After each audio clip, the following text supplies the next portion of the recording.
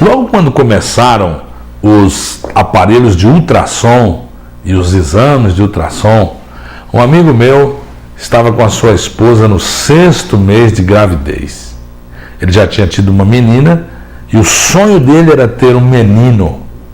E ele então vai ao ultrassom fazer os exames e o profissional que fez aquele exame de ultrassom, na época era meio caro, estava começando aqui em Maringá os exames de ultrassom, e o médico disse: olha, tudo indica que é um menino.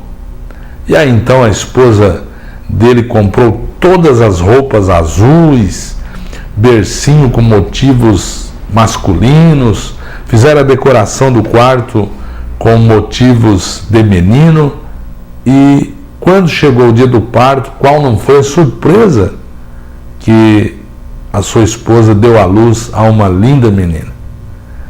De algum modo, ele principalmente ficou muito frustrado, porque ele criou uma expectativa que seria um menino, mas nasceu mais uma menina para ele, e ele de algum modo se entristeceu de princípio, mas depois administrou essa pequena frustração e comemorou da mesma maneira a sua querida filhinha.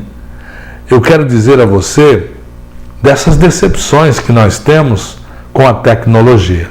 No período da humanidade denominado modernidade, que foi extremamente influenciado por uma maneira de pensar chamado iluminismo, pregou-se muito a valorização da razão, a valorização da razão humana, a valorização daquilo que pode ser contado, mensurado. E nessa perspectiva, as máquinas, nessa perspectiva, a tecnologia ganhou uma dimensão muito elevada na maneira de pensar do ser humano. A tecnologia chegou a nós com uma promessa de que nós viveríamos melhor com ela e que nós teríamos mais tempo livre. E esse tempo livre ia produzir em nós um maior sentido da vida, a vida ser mais valorizada. Mas o meu amigo teve aquela decepção com os primeiros aparelhos de ultrassom, com o diagnóstico talvez um pouco precipitado do profissional, com a grande ilusão que a máquina produziu e naquela expectativa, ele teve uma frustração com a tecnologia. Hoje também nós observamos que a tecnologia foi criada para nos ajudar, ou seja, você deveria ter mais tempo livre porque as máquinas vão te ajudar a produzir. O automóvel, o computador, o telefone celular, todos esses equipamentos iriam dar mais condição da gente viver melhor. Mas não foi isso que aconteceu. O que aconteceu, na verdade, é que nós nos enchemos mais de coisas para fazer. Esses dias eu me peguei falando no celular, digitando algo no computador e ouvindo uma rádio online e ainda me preparando para fazer outra coisa. Um amigo chegou e brincou comigo que eu realmente era um homem plugado. Mas na verdade essa tecnologia toda, em vez de nos ajudar, parece que nos angustia mais.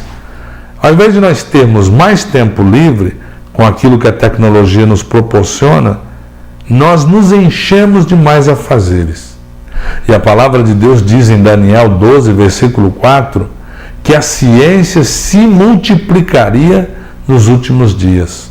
É impressionante como a área de informática ela se renova a cada dia, a cada semana se lança no mercado novos produtos, novos equipamentos, novos materiais, novos insumos, e nós ficamos muito facilmente atrasados com todo esse processo.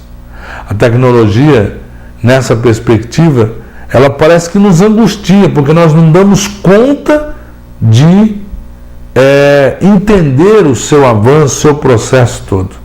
E a Bíblia tinha razão quando disse o profeta Daniel que nos últimos dias, os dias que antecedessem a volta de Jesus, o final dos tempos, que a ciência não aumentaria, a ciência se multiplicaria. Mas aquele meu amigo, ele teve uma certa frustração com a ciência. Um outro aspecto da frustração diante da tecnologia é quando nós vemos uma pessoa carente que não pode pagar, por exemplo, um exame de saúde, apesar de termos tecnologias altamente avançadas que ajudam os profissionais da saúde a diagnosticar uma patologia com precisão, nem todos podem pagar por isso. E aí o que acontece? Nós vemos de novo uma frustração da tecnologia, que ela não está a serviço de todos. A ciência se multiplicaria, disse Daniel, mas Jesus também disse que nos últimos dias, por esfriar o amor de muitos, a iniquidade também aumentaria. Nem todos podem usufruir da tecnologia.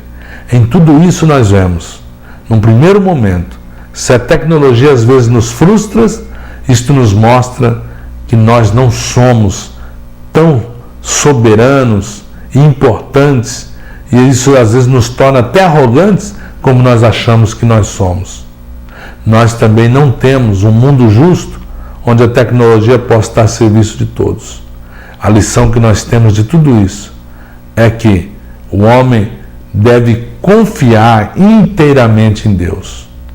Você não pode confiar absolutamente na tecnologia, deixando de confiar em Deus. Esses dias uma família entrou no veículo e depois que eles entraram, antes do motorista dar partida, eles iriam fazer uma viagem muito longa de carro, e um dos membros da família disse: fulano, se dirigindo ao motorista, vamos orar, vamos pedir a Deus que Deus nos ajude para que nós tenhamos uma boa viagem. Aquele motorista deu uma risadinha e falou: não precisa orar, porque com a máquina dessa que nós temos aqui, uma nave espacial desta, nós não precisamos orar. Deu um frio naquela pessoa que pediu. Ele entendeu a zombaria do motorista, mas ele fez uma oração ali para ele mesmo, em seu pensamento, e pediu a misericórdia de Deus sobre a vida daquele motorista. Esse é o comportamento secularizado da sociedade atual. Mas eu quero crer que você não é assim, não é? Você tem pedido a direção de Deus? Usufrua da tecnologia. Use a tecnologia, mas não confie única e exclusivamente na máquina. Saiba que Deus é o único que é onipotente, onipresente, onisciente. Mais que isso, Deus, além de ser tudo isso, Deus, ele se preocupa com você. Deus te ama. Deus é Pai. Pai do nosso Senhor Jesus Cristo, para quem nós oramos no nome deste Jesus, e nós cremos que nós somos atendidos em o nome do Senhor Jesus. Quem sabe você está enfermo, com problema na sua família, com dificuldades financeiras. Eu quero orar por você no nome de Jesus. Pai, em nome de Jesus Cristo, eu ministro sobre o nosso telespectador a tua bênção, a tua graça, o teu poder, Senhor. Revela-se a esta pessoa como Pai do nosso Senhor Jesus Cristo. Meu Deus, esses que estão em lutas, dificuldades e problemas, resolva-os, cura as enfermidades, ó Deus. Dá sentido à vida desta pessoa. Resoluciona estes problemas financeiros.